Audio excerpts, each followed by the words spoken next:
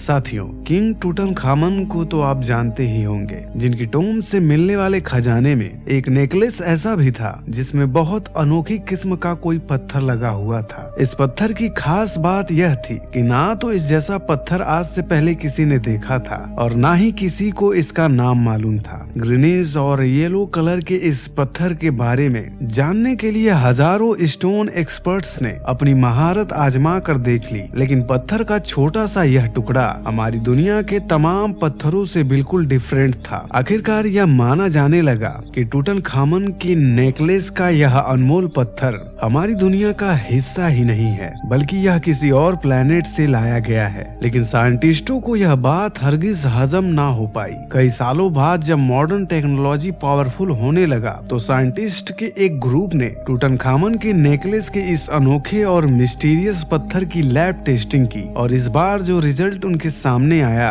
उसने पूरी साइंस की दुनिया में हलचल मचा कर रख दी। साथियों, इजिप्ट में गिजा पिरामिड से तकरीबन 650 किलोमीटर दूर लाइमस्टोन के पहाड़ों के बीच में स्थित इस मकाम को वैली ऑफ द किंग्स कहा जाता है। हजारों साल पहले यहाँ इजिप्ट के किंग्स और क्वींस को उनके खजानों समेत बड़ी शानो शौकत के साथ दफन किया जाता था। खजानों से भरे यह खूबसूरत टोम्ब्स वक्त के साथ साथ लूट लिए जाते थे, लेकिन सिर्फ एक टोम्ब ऐसा था जो हमें बिल्कुल असली हालत में मिला था। ये टोम्ब था किंग टूटनखामन का, जिसने आज से तकरीबन 3500 साल पहले इजिप्ट पर राज किया था। क्योंकि टूटनखामन की मम्मी और यहाँ से मिलने वाले शाही खजाने की खबर ने पूरी दुनिया में हलचल मचा कर रखी थी। इसी वजह से यह खजाना देखने के लिए दुनिया के हर कोने से लोगों की आने का सिलसिला शुरू हो गया। प्योर गोल्ड से बनी हजारों चीजें इस खजाने का हिस्सा थी, जबकि इस खजाने में एक ऐसा नेकलेस भी था जो भिन्न प्रकार के रंगों के कीमती पत्थरों से सजा हुआ था। इन पत्थरों में से सबसे बड़ा और सबसे खूबसूरत पत्थर नेकलेस के बीच में लगा हुआ था। बाकी तमाम चीजें सबकी पहचान में आ रही थी, लेकिन नेकलेस पर लगा यह खूबसूरत पत्थर आज से पहले किसी ने भी नहीं देखा था। हजारों मिनरोलॉजिस्ट और स्टोन एक्सपर्ट्स बुलवाए गए, लेकिन इसकी असल हकीकत से पर्दा ना उठ सका। हमारी दुनिया में अभी तक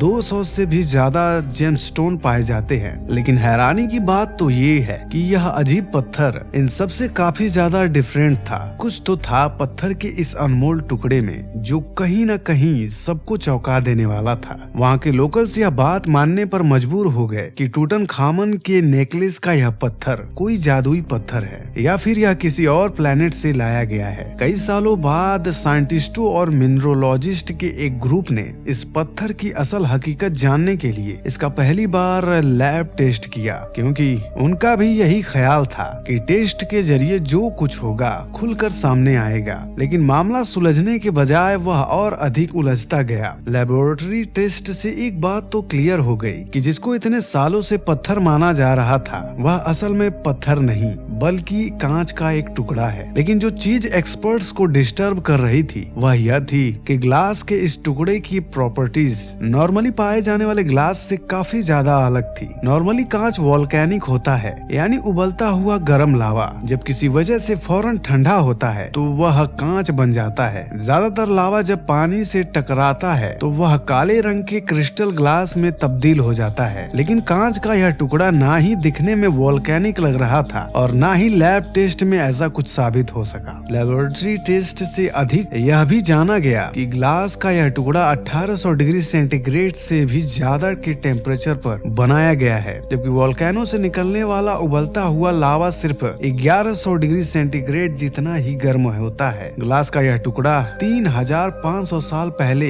एशियंट इजिप्शियन के पास आखिर कहां से आया था, और यही सवाल था जो रिसर्चर्स की टीम को लगातार परेशान कर रहा था। दुनिया भर के इजिप्टोलॉजिस्ट, साइंटिस्ट और मिनरोलॉजिस्ट सिर पकड़कर बैठ गए, क्योंकि टूटनखामन के नेकलेस पर लगा कांच का यह टुकड़ा अब एक मिस्ट्री बन चुका था। कई साल गुजर गए, लेकिन बदकिस्मती से कोई भी यह मालूम न कर सका कि आखिर यह अनमोल कांच आया तो आया कहां से। लेकिन फिर आखिर वह दिन आ ही गया जिसका सबको इंतजार था। अफ्रीकन सहारा, जो कि इतना बड़ा है कि उसने कई देशों को अपनी लपेट में लिया हुआ है। 92 लाख स्क्वायर किलोमीटर पर फैला हुआ यह डेजर्ट अल्जीरिया, मॉरिटानिया, माली, नाइजेर, लीबिया और सूडान के साथ साथ इसका एक बहुत बड़ा हिस्सा इजिप्ट में भी आता है। इजिप्ट का शहर कायरो, जहाँ के म्यूजियम में टूटनखामन का खजाना मौजूद है, वहाँ से तकरीबन 1000 किलोमीटर दूर बीचों बीच डेजर्ट से एक पैदल यात्रियों का समूह गुजर रहा था। उन्होंने नोटिस किया कि रेगिस्तान के इस हिस्से में दूर दूर तक रेत पर कुछ चीजें पड़ी चमक रही थी। करीब जाकर देखा गया तो गर्म रेत पर हजारों नहीं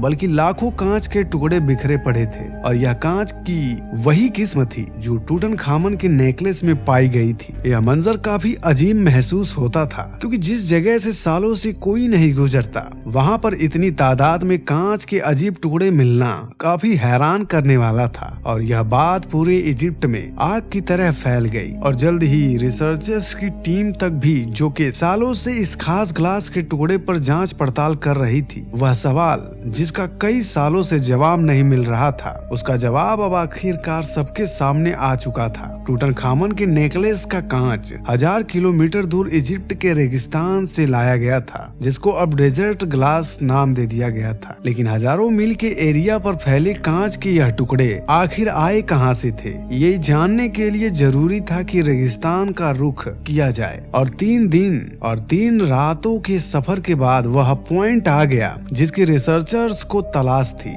यह रेत का वह समंदर है जहां दूर दूर तक ना ही कोई इंसान नजर आता है और ना ही कोई जानवर, और कांच के बेशुमार टुकड़े रेत के ऊपर, जबकि कई रेत के अंदर भी घुसे हुए थे। ऐसा मालूम होता है कि यहाँ किसी दौर में कोई बहुत बड़ा दुर्घटना हुआ था, जिसकी वजह से यह डेजर्ट ग्लास बना था। पिछले कई सालों के दौरान जहां इस कांच के टुकड़ों के बारे में कोई इंफॉर्मेशन नहीं थी, वहीं अब रिसर्चर्स के सामने ऐसे लाखों टुकड़े बिखरे पड़े थे। अब जानना ये था कि आखिर यह यहाँ पर आए कैसे। कई सैंपल्स का मॉडर्न लैब टेस्ट किया गया तो मालूम पड़ा कि इनमें कुछ ऐसे पार्टिकल्स भी थे जिनका संबंध वाकई हमारे अर्थ से नहीं था। लेकिन एक और बहुत अहम इंफॉर्मेशन भी थी जो इसी टेस्ट के जरिए मालूम पड़ी, और वह यह थी कि ग्लास का यह टुकड़ा आज से तकरीबन 3 करोड़ साल पुराना है। साइंटिस्टों का मानना था कि इसका सिर्फ एक ही मतलब है कि इस एरिया में कोई बहुत बड़ा मेटेरॉइड गिरा होगा। वैसे तो अर्थ की तरफ रोजाना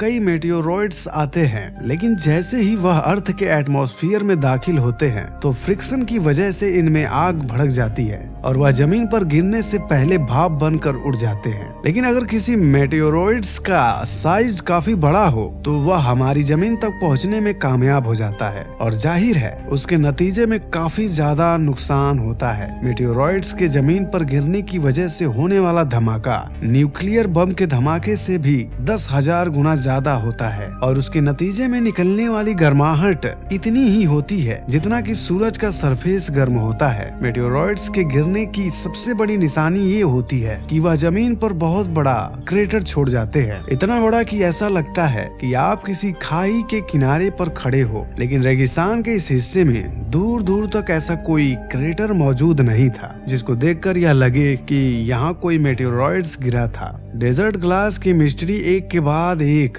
नया मोड़ ले रही थी। टूटनखामन के नेकलेस से बात शुरू होकर अब मामला मेटेओरॉइड्स तक जा पहुंचा था। ग्लास एक्सपर्ट से लेकर मेटेओरॉइड्स एक्सपर्ट सारे यही गुत्थी सुलझाने में लगे थे। लेकिन फिर फारूक एल्बाज, जो कि एक साइंटिस्ट और जियोलॉजिस्ट भी हैं, उन्होंने इस उलझी हुई गुत्थी को आखिरकार सुलझा ही दिया। डॉक्टर फारूक ने सैटेलाइट इमेज के जरिए रेगिस्तान के इस हिस्से से 100 किलोमीटर दूर एक ऐसे स्पॉट का पता बताया जहां किसी दौर में मेटेओरॉइड्स गिरा था। साथ ही साथ जियोलॉजी के एक्सपर्ट होने की हैसियत से उन्होंने ये भी बताया कि 7000 साल पहले रेत का यह समंदर असल में हरा भरा होता था, जहां नदियां भी बहती थी और कई लेक्स भी मौजूद थे। क्योंकि यह ग्लास 3 करोड़ साल पुराना है और तब यहाँ का नक्शा डिफरेंट हुआ करता था। यहाँ से 100 किलोमीटर दूर सैंडस्टोन के इन पहाड़ों पर जब आग से भरा मेटेओरॉइड्स गिरा तो उसने एक ही झटके में सैंडस्टोन को पिघला दिया होगा।